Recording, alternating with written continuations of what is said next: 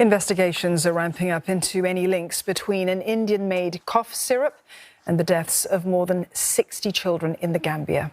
The World Health Organization, India and the manufacturer, Maiden Pharmaceuticals, are all working urgently on the matter. And one of the company's directors said it's in contact with the buyer to try to find out what happened. He also confirmed that they are not selling any of those products in India. The UN agency says that the medicine may cause kidney damage. While the contaminated products have so far only been detected in the Gambia, they may have been distributed to other countries.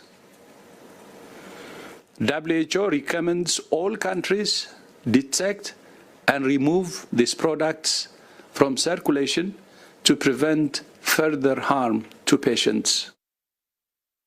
According to the WHO, laboratory analysis of Maiden's cough syrup confirms, quote, unacceptable amounts of substances that can be toxic when consumed.